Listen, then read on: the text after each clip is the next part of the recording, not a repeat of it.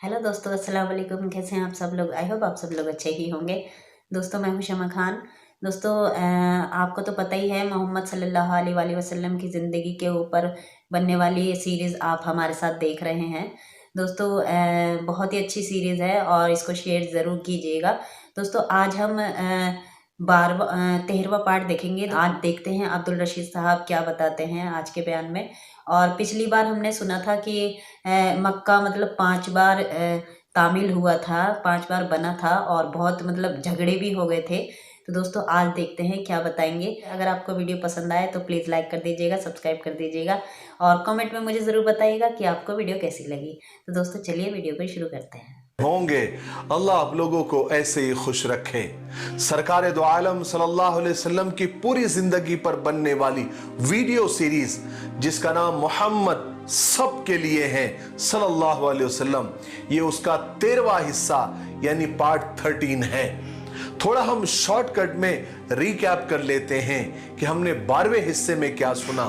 हमने 12वें हिस्से में सुना कि काबा यानी बैतुल्लाह की तामीर कैसे हुई और क्या क्या मुश्किलें पेश आई, और जब लकड़ियों की जरूरत पड़ी तो जद्दा के समंदर के किनारे एक जहाज लकड़ियों से लदा हुआ आया। वहां पर वलीद बिन मुगीरा वहां पर पहुंचकर वहां से वो लकड़ियां लेकर आया और वो जहाज का जो मालिक था बाकूम उसको भी ले आया। उसने भी काबा की तामीर में मदद की। लेकिन जब काबा तामीर करने की यानी शहीद करने की जब बारी आई तो कोई काबा को ढाने के लिए तैयार नहीं था। फिर वलीद बिन मुगीरा ने ही हिम्मत करके और दुआ करके काबे को शहीद करने का काम शुरू किया। लेकिन फिर भी लोग डर रहे थे। लेकिन जब मुगीरा पर कोई अजाब नहीं आया फिर लोगों ने काम शुरू किया। फिर हजर अस्वद को अपनी जगह रखने की जब बारी आई तो एक बहुत बड़ा झगड़ा हुआ और उस झगड़े को हुजूर पाक सल्लल्लाहु अलैहि वसल्लम ने बड़ी हिकमत अमली से सुलझाया। फिर हमने ये भी सुना कि काबे की तामीर टोटल 5 बार हुई और वो किसने किसने की। चलिए अब आगे बढ़ते हैं। लेकिन आगे बढ़ने से पहले मैंने कल देखा कि बहुत सारे लोगों ने कमेंट किया था कि हजरत हजर अस्वद के बारे में बताएं। हमें बिल्कुल हजर अस्वद के बारे में पता नहीं है। तो सवाल वाजबी था, मुनासिब था, क्योंकि हम हर चीज की तारीख को डिटेल में और तफसील से अगर सुन ही रहे हैं तो हजर अस्वद की भी तारीख को हम शॉर्टकट में जो जरूरी बातें हैं वो सुन ले।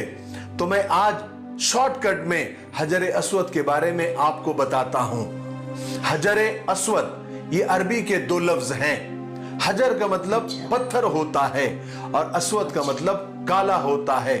तो हजर अस्वद का मतलब काला पत्थर हुआ जो काबा में लगा हुआ है, जिसके इर्द गिर्द चांदी का गोल चक्कर बना हुआ है, जैसा कि आप तस्वीर में देख रहे हैं। ये हजर अस्वद जन्नती पत्थर है। हजरत अब्दुल्ला इब्न अब्बास रज़ी अल्लाह तआला से रिवायत है कि रसूल पाक सल्लल्लाहु अलैहि वसल्लम ने इरशाद फरमाया कि हजर अस्वद जन्नत से लाया गया पत्थर है, यानी जन्नती पत्थर है। ये जब जन्नत से लाया गया था तो दूध से भी ज्यादा सफेद था। लेकिन बनु आदम की यानी आदम की औलाद यानी इंसानों की गलतियों और गुनाहों और खताओं ने इसको काला कर दिया है। वो मैंने देखा था, कयामत में अल्लाह तबारक व तआला हजर अस्वद को 2 आंख और जबान देगा। वो गवाही देगा कि किसने किसने मुझे सच्चे दिल से बोसा दिया था। और एक हदीस में है कि हजर अस्वद और मकाम इब्राहिम ये दोनों जन्नती याकूत है। अल्लाह ताला ने दोनों की रोशनी यानी नूर को खत्म कर दिया। अगर उनकी रोशनी को अल्लाह तबारक व तआला खत्म नहीं करते तो ये दोनों जन्नती पत्थर की रोशनी से पूरी दुनिया रोशन हो जाती। इसमें भी अल्लाह तबारक व तआला की कोई बड़ी हिकमत छुपी हुई है। जो मुसलमान हज और उम्रा करने के लिए जाते हैं उनके लिए जरूरी है कि वो तवाफ के हर चक्कर में हजर अस्वद को बोसा दें। अगर भीड़ ज्यादा है तो हाथ के इशारे से भी बोसा दिया जा सकता है। हजर अस्वद जन्नत के याकूतों में से एक है जिसे हजरत आदम अलैहिस्सलातु वस्सलाम जन्नत से अपने साथ लाए थे और जब हजरत आदम अलैहिस्सलाम काबे की तामीर कर रहे थे, यानी उसको बैतुल्लाह को बना रहे थे, तो उन्होंने काबे के एक कोने में इसको नस्ब कर दिया था, यानी लगा दिया था। फिर हजरत आदम अलैहिस्सलाम के बाद जब तूफान नूह यानी नूह अलैहिस्सलाम के जमाने में जब पानी का तूफान आया, तो बैतुल्लाह को आसमान में उठा लिया गया। जमीन पर फिर बैतुल्लाह का नामो निशान भी नहीं रहा। फिर जब हजरत इब्राहिम अलैहिस्सलाम और हजरत इस्माइल अलैहिस्सलाम यानी बाप बेटे दोनों जब काबे की तामीर कर रहे थे, तो हजरत जिब्राइल अलैहिस्सलाम जन्नत से ये पत्थर लाए थे और हजरत इब्राहिम अलैहिस्सलाम ने अपने हाथों से काबे की दीवार में उसको नस्ब कर दिया था, यानी फिट कर दिया था। इस्लामी तारीख में यानी हिस्ट्री ऑफ इस्लाम में ऐसे कुछ वाकयात मिलते हैं जिनमें यह जिक्र है कि हजर अस्वद को चोरी किया गया और उसे कई बार नुकसान पहुंचाने की भी कोशिश की गई। सबसे पहले कबीले बनु जुरहुम ने, जिनका तस्करा हमने पिछले वीडियो में सुना कि उन्होंने मक्का से भागते हुए काबा की कुछ कीमती चीजें जमजम के कुएं में डालकर उसे मिट्टी से पाट दिया था, बंद कर दिया था। उन कीमती चीजों में हजर अस्वद भी था। लेकिन अल्लाह की हिकमत देखिए कि यह पत्थर ज्यादा दिनों तक जमजम के कुएं में दफन नहीं रहा, क्योंकि जिस वक्त बनु जुरहुम के लोग उसे कुएं में दफन कर रहे थे, उसे छुपा रहे थे, तो एक औरत ने उन्हें ऐसा करते देख लिया था। फिर कुछ ही दिन में उस औरत के बताए हुए निशान पर जल्दी ही हजर अस्वद को कुएं से निकाल लिया गया था। उसके बाद एक अहम और बहुत बड़ा वाकया हुआ।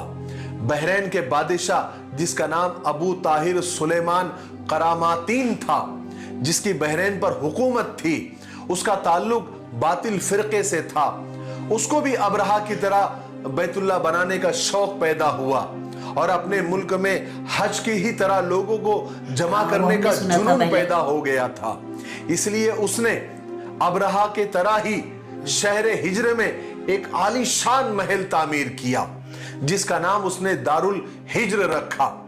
उसने 317 में हज के दिनों में ही एक लश्करे जर्रार लेकर मक्का पर एक खूनरेज हमला किया। यह हमला इतना खूनरेज था कि मस्जिद हराम के इहाते और पूरे मस्जिद हराम के इलाके को उसने खून से भर दिया। 30,000 या 3,000 लोगों को कत्ल किया, जिसमें से 1700 हाजी और 700 तवाफ करने वाले भी शामिल थे। खाने काबा पे जो मिजाब रहमत है, जो परनाला है, उसको भी तोड़ दिया। जमजम के कुएं को भी नहीं बख्शा और काबे के दरवाजे को तोड़ दिया और उसके टुकड़े टुकड़े करके अपने फौजियों में बांट दिया और लोगों का माल भी लूटा। मकाम इब्राहिम पर भी कब्जा करना चाहा, लेकिन मकाम इब्राहिम को वहां के गार्ड्स और वहां के मुहाफिजों ने कहीं उठाकर छुपा दिया था।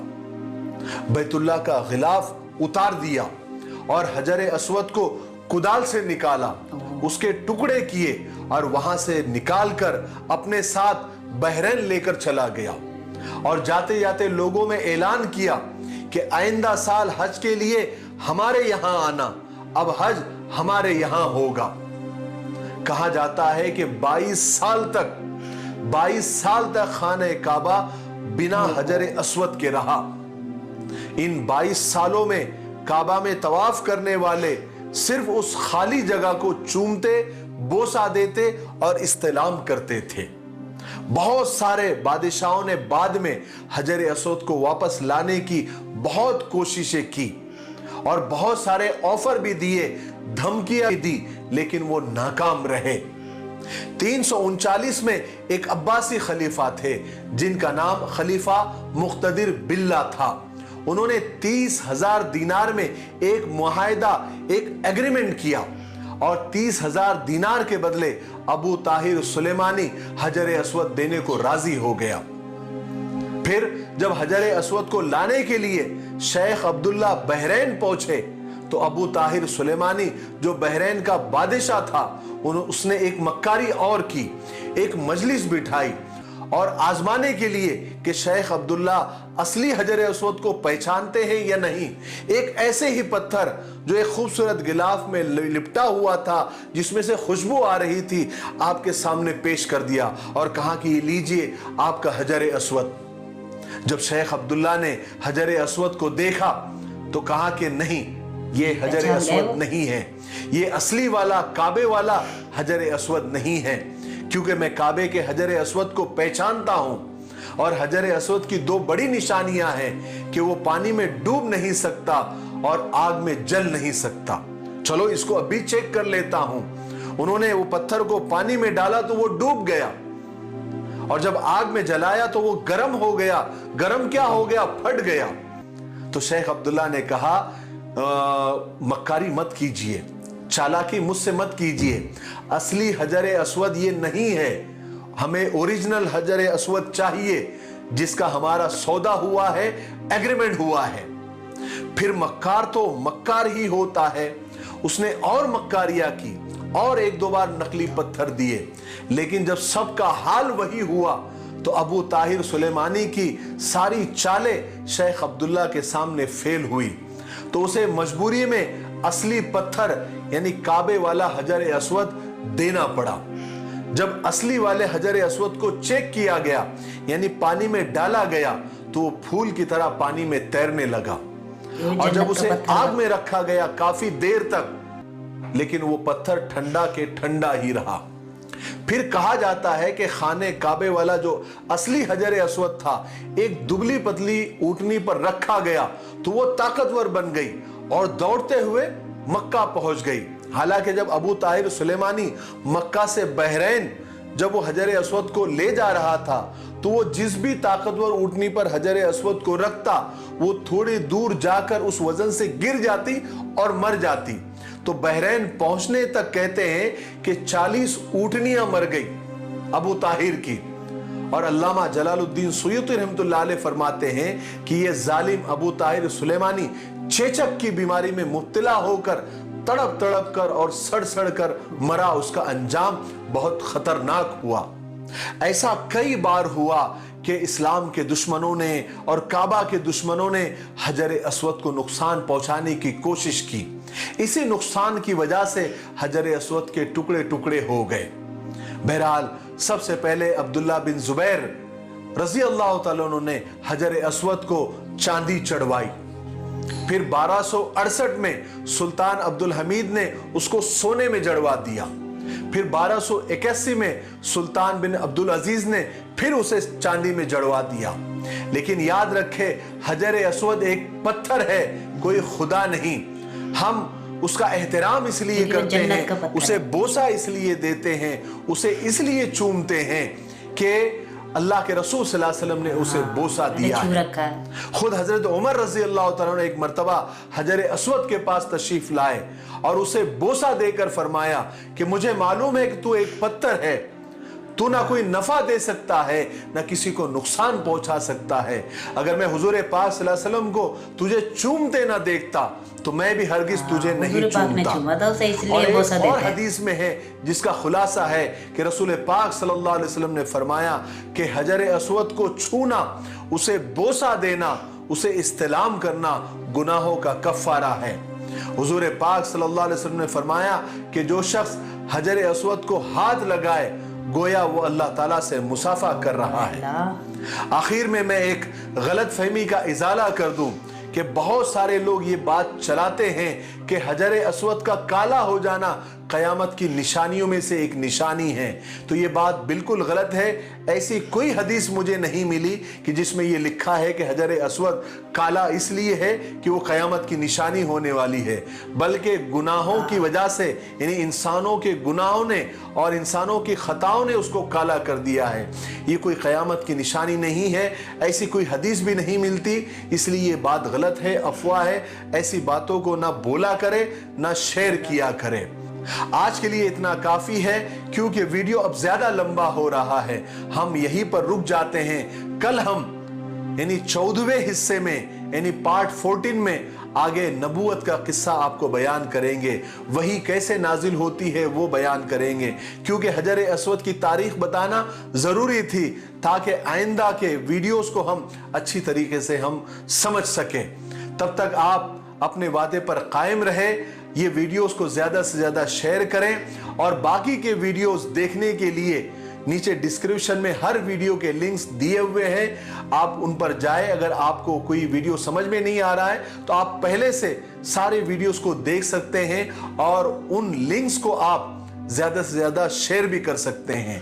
तब तक मेरे लिए, पूरी उम्मत के लिए और पूरी इंसानियत के लिए खैर और भलाई की दुआ करते रहें। अस्सलाम वालेकुम।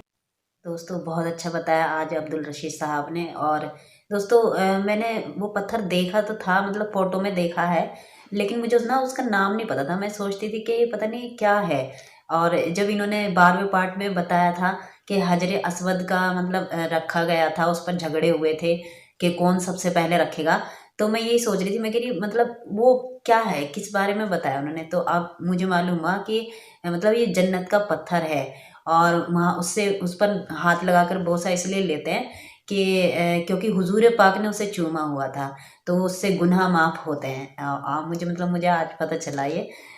मतलब बड़ी खुशी होती है, मतलब जिस बारे में हम नहीं जानते और हमें पता चल जाता है। क्योंकि अभी हमने अल्लाह ताला ने के हज को बुलाया तो है नहीं, ना ही हमारे पता नहीं नसीब में होगा कि नहीं, तो इसलिए कुछ बातों का हमें नहीं पता। बस मैंने फ़ोटो ही देखा था, इसलिए मैं भी पिछली बार कंफ्यूज हो गई थी 12वें पार्ट में कि हजर अस्वद था क्या जिसके ऊपर मतलब झगड़ा हो रहा था, तलवारें निकल गई थी। तो अब समझ में आया है कि अच्छा ये था।